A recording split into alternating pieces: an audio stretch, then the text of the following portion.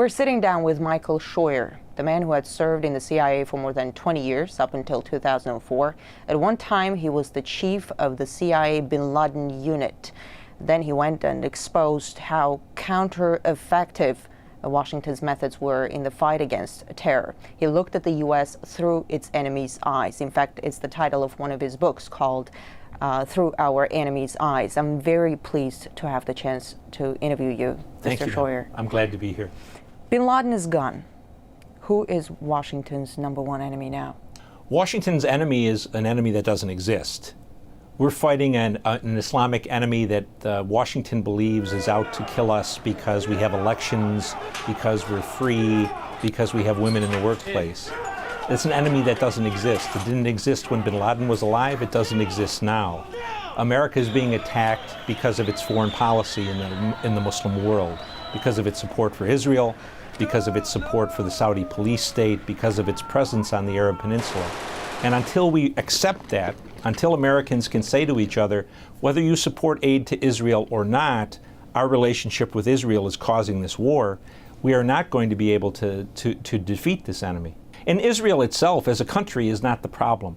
The real problem is the leaders of the Jewish American community in the United States who influence and corrupt our Congress to support Israel when we have no interest there. You imply that the Israeli lobby is dragging the United States into the wars, into Absolutely. the conflict? They're absolutely dragging us in. Iraq was a war that was proffered or was called for mainly. Then let me ask you this. Yeah. The situation in the region, in the wake of all these revolutions in the Middle East and North Africa, Yes. You can pretty much describe it as turmoil. Turmoil is no good for Israel. Isn't there a contradiction to what you're saying? Well, the American political establishment is caught between two things. They're extremely pro-Israel, and they're almost Marxist in their belief that democracy and the spread of democracy is inevitable in all places, in all peoples, at all times. And so they need to protect the Israelis, but they can't say what is a reality. For example, there is not going to be a democracy in Tunisia or Libya or Egypt that in any way resembles democracy in the West.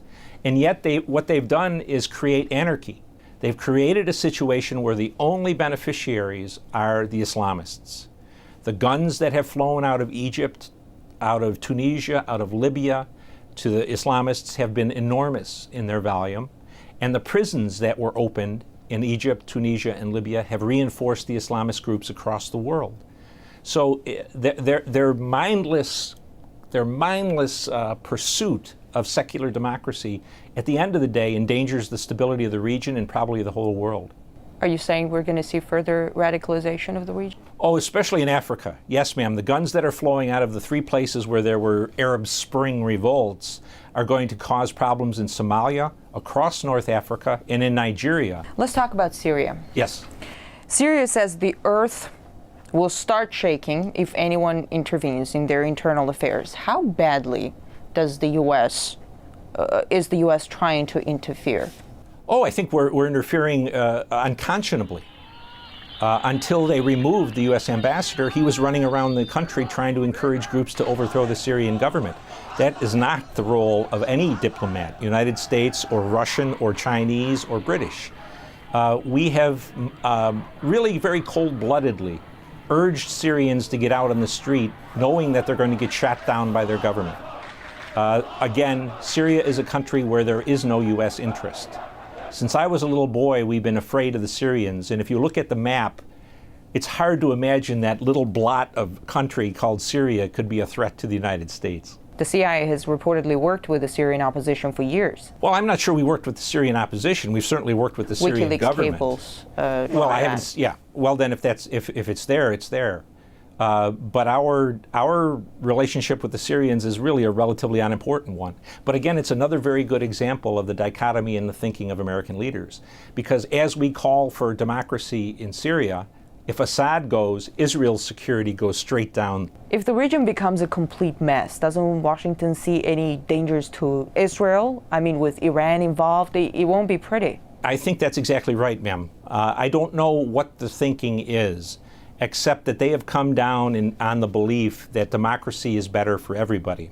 And the truth is, American and Western foreign policy interests in the Middle East have depended for 50 years on the maintenance of tyranny.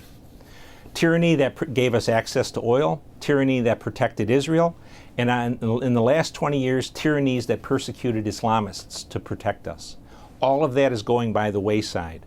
And to the Israelis' credit, the Israelis are the only ones who have stood up and said, democracy may not be very good for our security, and they couldn't be more correct.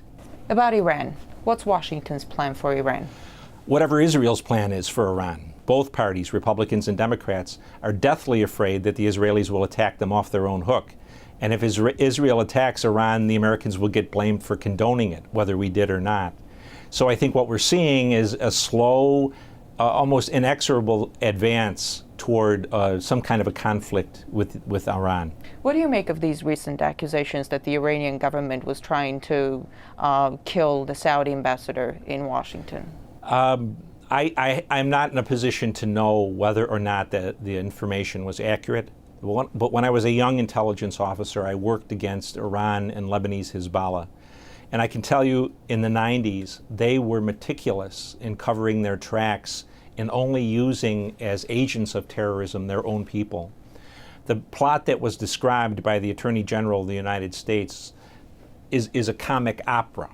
Through a Mexican drug cartel. Yeah, and to believe that the Iranians would risk war with the United States, Israel, and much of NATO to kill a Saudi ambassador who was not even part of the royal family, that's hard for me to believe. Let's talk about Libya.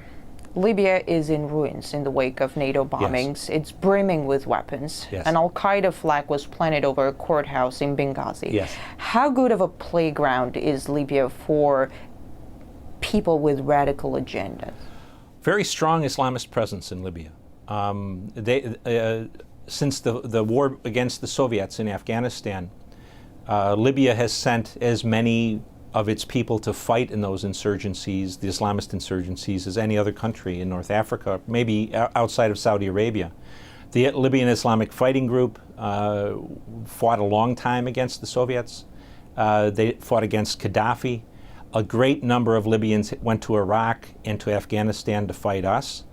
And whatever strength the Libyan resistance had in terms of military capability, that came from experienced Islamist fighters. So the idea that somehow there's democracy afoot in Libya is just simply wrong. Could it become a hotbed of terror? I don't know if it could become a hotbed of terror, but it can become a country that's decidedly anti-American, anti-NATO. It can be probably less a hotbed of terror than a country that is vastly unstable. It seems the U.S. is almost creating grounds for terrorists to surge and then goes out fighting them. We see it in Pakistan. They got the whole nation alienated because of the strikes. A lot of people want revenge. How efficient is that? We are very efficient in this day and age, in the last 20 years, in creating enemies. We're not very efficient in creating security for the United States. We have the best educated population in the world, and we have the people with the littlest amount of common sense. How many times have we heard Mr. Clinton, Mr. Bush, Mr. Obama say, this has nothing to do with religion, this is not a religious war, this is a bunch of people who are just madmen. We are definitely fighting a religious war. And until we come to realize that, we are never going to be able to defeat it. In fact, we're encouraging the growth of a new generation of people who are going to fight us. The U.S. is pulling its troops out of Iraq, but at the same time, it's boosting its military presence in the Persian Gulf. More ground troops are planned to be deployed. New drone bases are being built. What do you make of such expansion?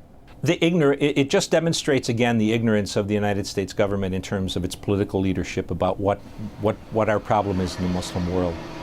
The key point of formation for al-Qaeda was the presence of U.S. military forces on the Arabian Peninsula. 15 years after they declared war on us, we're now going to take people out of Iraq and put them in Kuwait and Bahrain and Saudi Arabia, reinforcing our presence on the Arab Peninsula. Only going to cause us more foes and more enemies in the Islamic world. It's a